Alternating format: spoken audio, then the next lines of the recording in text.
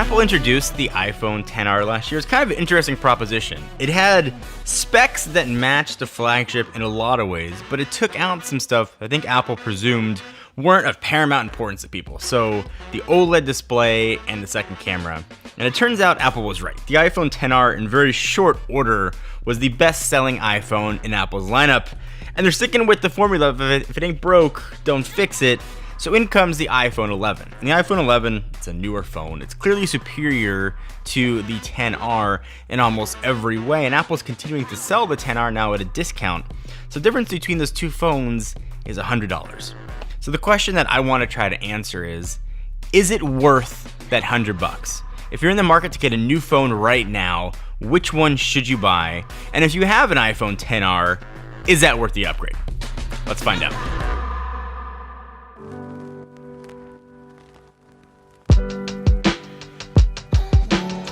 So think of the iPhone 11 as like the S version of the XR. If you look at them, they look very similar. From the front, there's no discernible difference. The glass is stronger on the front and back, but you can't really tell that just by staring at the screen of the phone.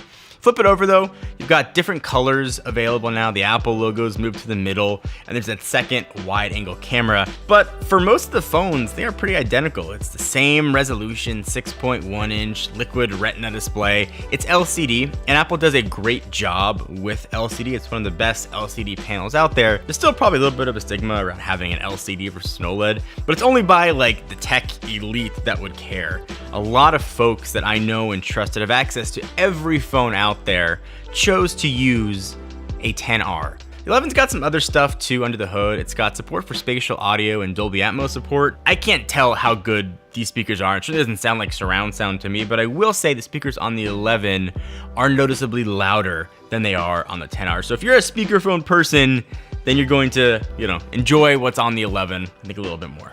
It's a very similar looking phone. So if you want a phone that looks different and you're coming from a XR, then look at the Pro. But if you want the subtle improvements that are in the 11, it does bring a lot of new things to the table.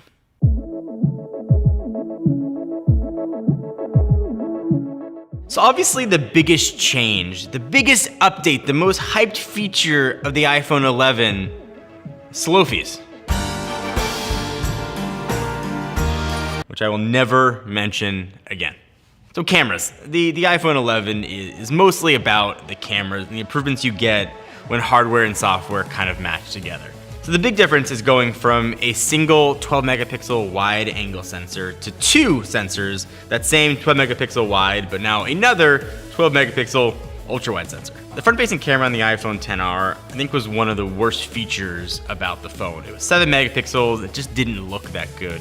So they upped the resolution from 7 to 12. You now have a wide angle option. And if you want to shoot video using your front facing camera, you now have 4K 60 as an option, which is a really nice thing to have. You're gonna get a slightly brighter two-tone flash on the iPhone 11 and are no longer locked with portrait mode to just human faces. You can now take those beautiful bokeh shots of like your oatmeal in the morning or your dog's face. So if you look at some of the pictures side by side, right off the bat, differences might not be that noticeable. And in fact, in normal, well-lit situations, they're very subtle. But when you start getting into less than ideal situations, so low light or even nighttime, you start to see a huge difference. So look at the shoe wall, for example. It's indoor light. It's not low light, but it's not an ideal lighting situation. If you zoom in just a little bit, you can almost see the individual grains of boost on the shoe. But if you look at it on the iPhone XR, it just looks kind of like a blurry white strip. So a lot of the magic on the 11 is happening almost in real time. If you take a picture of a person outdoors, Apple can recognize what's a face and adjust the appropriate filters for that. It can notice what's a background, notice a sky, notice plants, and adjust things so the picture will look beautiful but still look like a picture. It's not gonna do any weird facial smoothing like you see with some Samsung phones. It's gonna give you a good, true to life looking picture. All this stuff is happening in pretty much real time to give you that best looking shot that still manages to look like a natural photo. Perhaps one of the biggest selling points of the 11 and the 11 Pro is the addition of now a night mode here. And it's not a separate mode you have to activate. It automatically will turn itself on and just start working for you. We just got the phones today, so I haven't had a chance to fully test night mode, obviously, but I did get a chance to take a look at my friend John Morrison's night mode shot so you can see how good this is. In fact, even on par and arguably better, what you get from the Pixel 3 line of phones. And it's interesting how Apple has done night mode here. They kind of let night be night. If they detect a person, they'll kind of brighten that up, as opposed to trying to make the whole shot look like a daytime, like you see maybe with Huawei and sometimes with the Google phones. One's not better or worse, it's just a different approach that I think I can appreciate here. So the big difference is on the video side. So I mentioned you could shoot 4K 60 on the front. You can also do that on the back, and you can dynamically switch between the lenses while you are shooting. The one caveat that you can't be in that 4K 60 mode. So look at the video that we shot here. You can see the dynamic range of the cement, something that you wouldn't really think about. You can see the detail that you get with the 11 that's lost with the iPhone XR. We're also really surprised how good video stabilization is with the iPhone 11. It was really good, and we were walking at a pretty brisk pace, and it looks very stable. One note though, you're not gonna get stabilization on the ultra wide, but the general thought is the wider you are, the less you get stabilization anyway.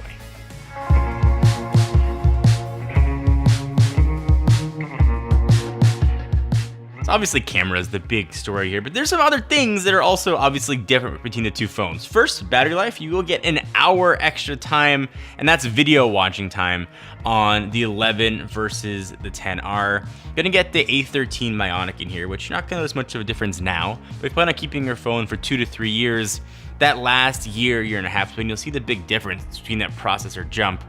If you keep your phone in water, you're worried about waterproofing, IP67 versus IP68, it's a difference of 1 meter. So you can get 1 meter for 30 minutes on the XR versus 2 meters for 30 minutes on the iPhone 11. So 11 also has this U1 chip, which isn't going to be turned on until iOS 13.1 comes, but essentially it's gonna make your phone spatially aware of other iOS or other Apple things that are near it. So data speed's obviously important, and the iPhone 11's got a few legs up over the XR. So gigabit LTE supported. What that means is theoretically you can get faster LTE. Gigabit LTE is kind of the fallback, the backbone of 5G when that network drops out. So the other is Wi-Fi 6, theoretically about 40-ish% faster, better Wi-Fi connections in crowded areas, like if you're in stadiums, for example, and a little bit faster Face ID. I never found Face ID to be slow at all on the XR or even the iPhone X.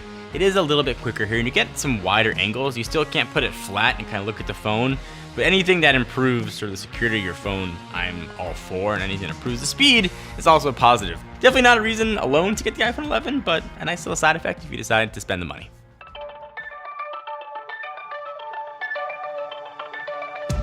Is the iPhone 11 worth an upgrade from the iPhone XR? And traditionally, my answer is no. It's not usually worth going to the next gen phone if you have the prior. I'm gonna make a bit of an exception here though with the XR to the 11. I think the differences in the camera are so drastic that if you rely on your camera as your only way you take pictures, I think it's worth the upgrade actually to go from the XR to the 11. When you consider how well the XR's held its values for selling it on third-party sites or trade it back into Apple, you're never paying the full cost, presumably, of that iPhone 11 unless you're gonna give it to somebody else. If you want the best display you can get on an iPhone, then look at the iPhone 11 Pro, look at an iPhone 10, look at an iPhone 10s or 10s Max. There are a lot of other options available, but if you can get past the LCD, which is still a very high quality LCD panel, you're gonna get an amazing phone for your dollar. If you're coming from something that's older, so you're coming from an iPhone 8, argument could be made even coming from an iPhone 10 or anything older than that, I think Smart HDR is really important. It makes the pictures look great if you're coming from anything like an iPhone 8. So if you're considering picking up either of these phones, the XR or the 11, I think it's worth the extra $100 to go for the 11. The changes might not be that obvious outside of colors and the extra camera, but the things that are different are significant. And those little changes, I think, add up to a hugely better phone. And for $100 that you'll get back when you trade it in a few years, I think it's worth the extra money.